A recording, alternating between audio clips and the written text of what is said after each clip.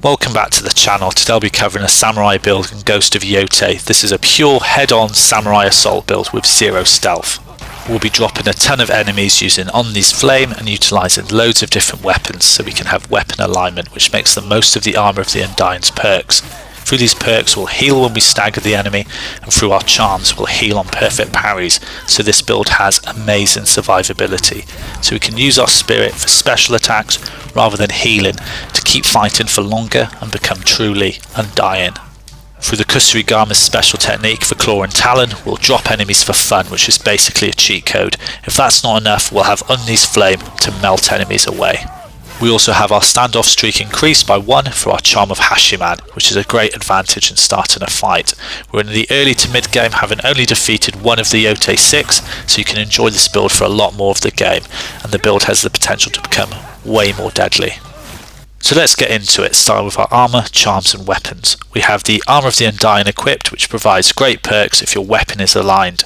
Weapon alignment means you're using the correct weapon against another weapon, i.e. katana versus katana, dual katana versus the spear, Kusarigama versus the shield, and Yari versus the Kusarigama.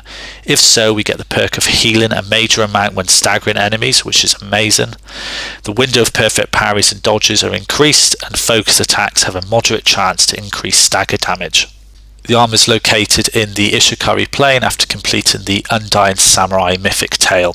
And for our weapons we have the katana, dual katana, Yari and Kusarigama. And most importantly for Undying's flame, to get this you need to complete the Twin Wolves Twin Hearts quest, which is part of the Undying storyline. Onto our charms, we have the Charm of Thoughtful Restoration, so we gain some additional health, which is always useful. Father's Charm heals us a major amount on perfect parries, so this adds to our survivability. The Charm of Hashiman gives us a +1 to standoff streak, which is a nice bonus. This isn't required for the build, but it's a nice to have. Next we have Takezo's Charm of Bold Deflection, so parry inflicts major stagger damage.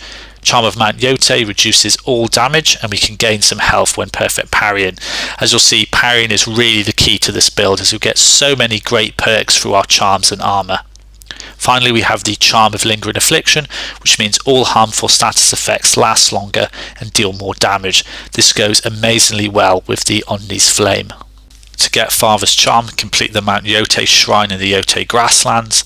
To get the Charm of Hashiman, you must complete Azure Wind Shrine in Ishikari Plains, but this is only doable during the Twin Wolves Twin Hearts Undying quest.